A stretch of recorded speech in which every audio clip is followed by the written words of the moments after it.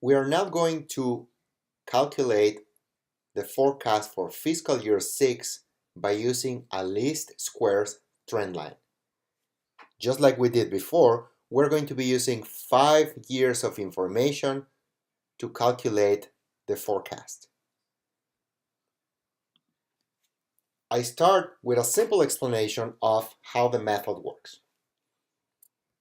In this chart, you will see that we are going to calculate or try to estimate a trend line by using information for actual revenues. This chart was explained before. So what we are trying to do here is use a formula that will allow us to calculate the slope and the level, because if we have those two pieces of information, we'll be able to draw a line that looks like this, and we'll be able to project that line to try to obtain numbers for future fiscal years. The level would be the number between 0, the origin, and the starting point for our line. And once we have that level, which in some cases is also called a constant term, we're going to calculate the slope. The slope will tell us the rate of change from one fiscal year to the other. And when we apply the same slope several times, we'll know that we're going to start creating a straight line that looks like this. To simplify things, instead of giving you a formula that has abstract numbers, I just created color codes so that you can understand how to obtain the numbers for the formula. The formula to calculate the square, the slope, and the level is explained in here. For now, we're going to highlight it in light green. This formula is telling us that to calculate the slope of the trend line, we're going to divide the total of cross products by the total of the years squared. And to calculate the level, we're going to divide tax collections by the number of years. In this example, we're going to obtain the total of cross products, and we're going to use it or enter that information in this yellow cell.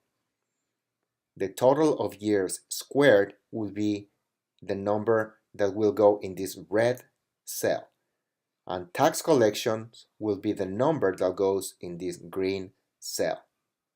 The number of years, well, I want you to think, how many years do we have? Here's the information that you need to obtain that number. So let's see how this works. In this class, you're going to be applying this simple formula to obtain the trend line. So to obtain tax collections, we're going to be entering the number in here that appears here. This number will be the sum of the tax collections for the 5 fiscal years that we have in terms of information.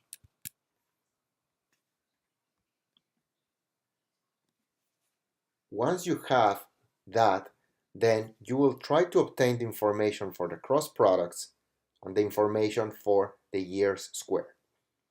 The numbers that I included in parentheses are telling you that the cross product will be obtained by multiplying the values in column Z by the values in column C, B times C.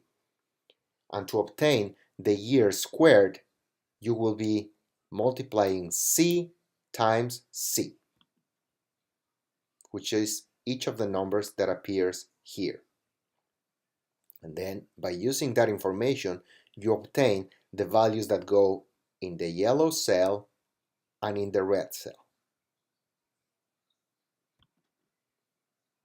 Here, I calculated those numbers for you. So just to give you an example, the cross product in fiscal year 1 was obtained by multiplying column B times column C. And the value for year squared in fiscal year 1 was C times C, or C squared. The number that you see here is another way to express C by C. That's a command that Excel uses to put a number in square. When we do it for each of these cells, we are going to obtain the value in the yellow cell by adding the numbers for the cross products. And we are going to add the number for the year squared to obtain the number that goes in the red cell. Once we have the green cell, the yellow cell, and the red cell, we're going to enter that information in the cells that correspond here, because these are the cells that are going to be used in the calculation of the formula for the slope and the level. We enter that information, and then we have the numbers that appear here. And the number of years is indeed 5, because we have 5 pieces of information in here. Those numbers were used to obtain the value of the slope, which is going to be 2,860, and the value of the level, which will be 27,840. That information is what we need to calculate the line that will give us the information for the forecast. The way we're going to calculate that line, which is actually going to be the line that appears here, will involve a very simple calculation. That means that to obtain the first data point for that line, the one for fiscal year 1, that will be the level, and then we're going to add the number of years from the central year times the slope. There's a missing piece here. I need to explain you what these years from the central year means. That is the information that appears in column C. The central year is just a reference point that we're using to create our line. This is some sort of like a rule of thumb. That is telling us that when we have information like in here, the reference point will be the number that goes in the middle of these 5. That will be the central year. We are going to assign a value of 0 to that central year, which in this case was 27,300. Any number that is going to be after that central year will be represented by a positive number. Any year before that central year will be represented by a negative year. So what we're doing here is the variation in terms of years. That means that how many years is this 30,300 away from the central year? 1. How many years is this 34,300 away from the central year? 2. And in this case, it's going to be -1 or -2. This information will be used in this part of the formula when we're trying to calculate or when we're trying to draw our trend line. So the first data point will be 22,120. This number was obtained by adding the value of the level, which was obtained from the formula, plus the number of years from the central year for this particular case, which in fiscal year 1 will be -2, times the slope that was also obtained with the formula. The other numbers in the line are going to be calculated by using the same logic. The level will always be the same. That will be the constant. The slope will always be the same. That will be the value that we obtain from the formula. What is going to make these numbers vary will be the number of years from the central year. That means the deviations from our central point, which was obtained in column C. When you do this for each row, you are going to obtain a certain number. So for this row, the trend of the value of the trend line will be 22,000. then it will be 24,980 for fiscal year 2, 27,840 for fiscal year 3, etc. So these points, the ones that I'm highlighting in yellow right now, are going to be the data points in your trend line. That means that these 5 numbers that are here are going to be numbers along this trend line. And this trend line was obtained by using actual revenues for the last 5 fiscal years. But what do we do if our task is to project this trend line to try to predict a number in the following fiscal year? Well, we're going to do the projection by using the same formula or the same procedure that we used to obtain these 5. The constant, and then to obtain this 8,580, we're going to think about 2 components: the slope, which you know the value of the slope, and also the number of years from the central year. The question is, how many years away from our central point or reference point are in fiscal year 6? If you thought about 3, the answer is correct. So as you can see, the only thing that we're doing here for the projection is the number of years from the central year, which is 3, times the value of the slope. And that is giving us this value of 36,420. That would be the forecast for fiscal year 6 by using a trend line.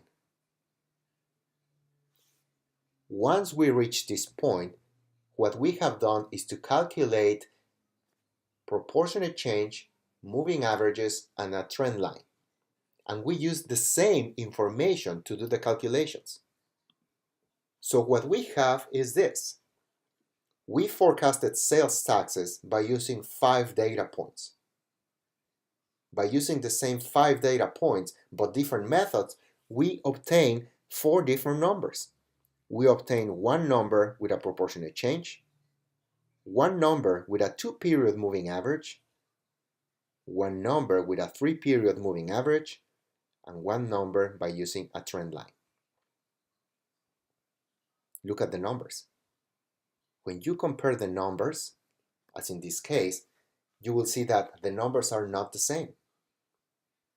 Each method gave us different numbers. So the decision that you would need to make in this case would be, what are the forecasted numbers that I will report? You are using the same information to calculate them. But this is where you have some discretion to choose the one that you think is the best. Different governments have different criteria to approach this. In some cases, they will tell you which numbers to use. But in some cases, if it's up to you, then my advice would be to always pay attention to the numbers that you use to calculate your forecast. Why? Let me give you a simple explanation. Let us assume that one of these fiscal years is atypical. For example, fiscal year 3. Let us assume that in fiscal year 3, for some reason, we have a number that is 40,000.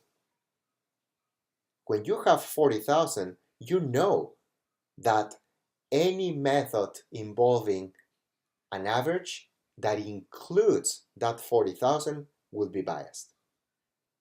That will be biased upwards because you have an atypically high number. So which of the methods that we use here involves the use of averages? It will be the proportionate change method, the 2-period moving average, and the 3-period moving average. But even in those cases, you might think, well, I am going to discard the methods that involve an average. But notice something. In the 2-period moving average, you would not include fiscal year 3 because the method involves the use of the 2 most recent data points, which in our exercise were fiscal year 5 and fiscal year 4. That means that you pay attention to atypically high or low numbers, but also you pay attention to the years where they occur. If you include those numbers in your calculation of the forecast, you're going to have a bias. So you tend to use methods that do not include a typically high or a typically low numbers. In this case, if we were having a situation where a big outlier in fiscal year 3, you could argue that the most reliable methods would be the trend line and the 2-period moving average. But something that I want to show you with this chart is that depending on the method is the number that you obtain.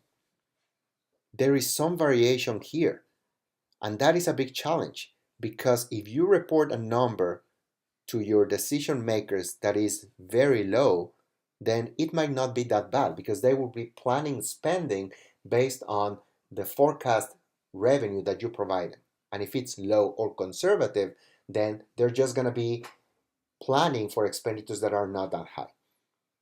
But let us assume that you use your your highest number, which in this case was obtained with the proportionate change method.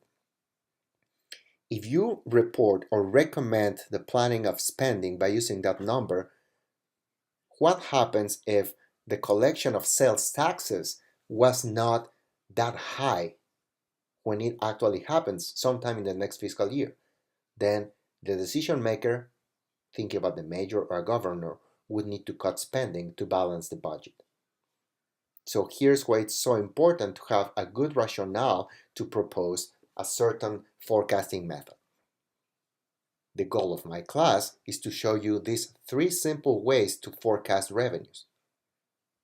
In a more advanced class in forecasting or budgeting methods, we would learn how to use different forecasting methods and how to compare them to try to obtain a number that makes sense and that is as close as possible to the number that we expect to obtain sometime in the future.